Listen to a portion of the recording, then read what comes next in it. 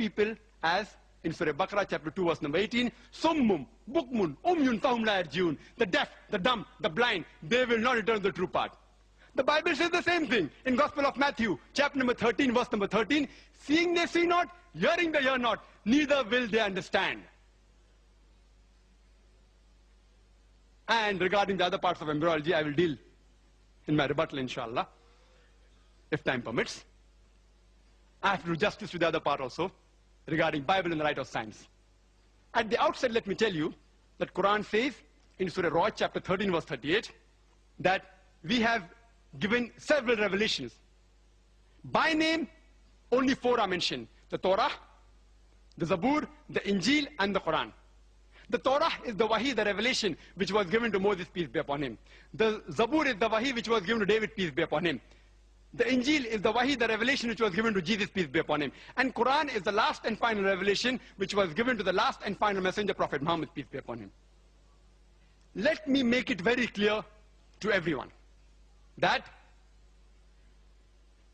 this Bible, which the Christians believe to be the word of God, is not the Injil which we Muslims believe was revealed to Prophet Jesus, peace be upon him. This Bible, according to us, it may contain the words of God, but it also contains words of prophets, words of historians. It contains absurdities, obscenity, as well as innumerable scientific errors. If there are scientific points mentioned in the Bible, there are possibilities. Why not? It may be part of the word of God in the Bible. But what about the scientific errors? What about the unscientific portion? Can you attribute this to God? I want to make it very clear to my Christian brothers and sisters. The purpose of my presentation on Bible and science is not to hurt any Christian's feeling. If while presenting, if I hurt your feelings, I do apologize in advance. The purpose is only to point out that a God's revelation cannot contain scientific errors. As Jesus Christ, peace be upon him, said, search ye the truth, and the truth shall free you. You have the Old Testament, you have the New Testament. Now you should follow the last and final testament, which is the glorious Quran. As far as Dr. William Campbell is concerned, I can be more liberal with him because he has written a book, Quran, Bible in the Light of History and Science. He has given a presentation and he's a medical doctor. I don't have to be very formal with him. As far as the other Christian brothers and sisters are concerned, I apologize if I hurt your feelings during the presentation. Let's analyze what does the Bible say about modern science. First, we'll deal with astronomy. The Bible speaks about the creation of the universe. In the beginning, first book of Genesis, first chapter, it's mentioned. It says, Almighty God created the heavens and the earth in 6 days, and talks about an evening and a morning, referring to a 24-hour day. Today, scientists tell us that the universe cannot be created in a 24-hour period of 6 days. Quran 2 speaks about 6 ayyams, Arabic word singular is yom, plural is ayyam. It can either mean a day of 24 hours or it is a very long period, an eon, an epoch. Scientists say we have no objection in agreeing that the universe, it could have been created in 6 very long periods. Point number 2. Bible says in Genesis chapter number 1, verse 3 and 5. Light was created on first day. Genesis chapter 1, verse 14 to 19. The cause of light, stars, and the sun, etc., was created on 4th day. How can the cause of light be created on the 4th day later than the light which came into existence on the first day? It's unscientific.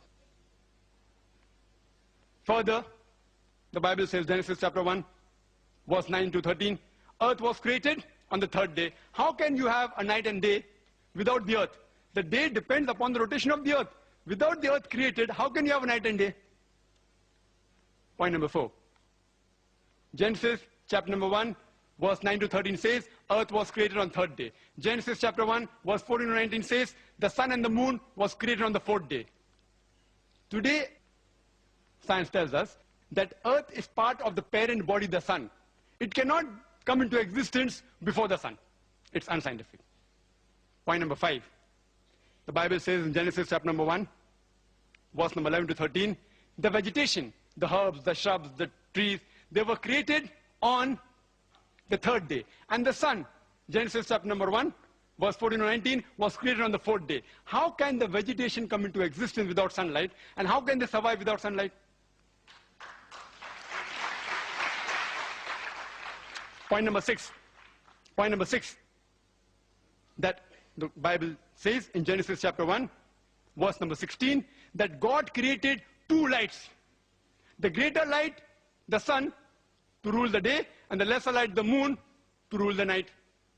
The actual translation, if you go to the Hebrew text, it is lamps. Lamps, having light of its own. And that you'll come to know better if you read both the verses, Genesis chapter 1, verse 16 as well as 17. Verse number 17 says, and Almighty God placed them in the firmament to give light to the earth. To give light to the earth, indicating that sun and the moon have its own light, which is in contradiction with established scientific knowledge that we have. There are certain people who try and reconcile and say that the 6 days mentioned in the Bible, it actually refers to epochs, like the Quran, long period, not 624 days. It's illogical. You read the Bible, evening, morning, it clearly states 24 hours, it indicates. But even if I use a concordance approach, no problem. I agree with your illogical argument, yet they will only be able to solve the first scientific error of 6 days creation, and second, that first day light and third day earth. The remaining 4, yet they cannot solve. Some further say that if it's a 24 period, why can't the vegetables survive for 124 day without sunlight? I say fine. If you say that the vegetables were created before the sun and can survive for 124 day, I have got no objection. But you can't say the days mentioned are 24 hours as well as epochs. You can't have the cake and eat it both.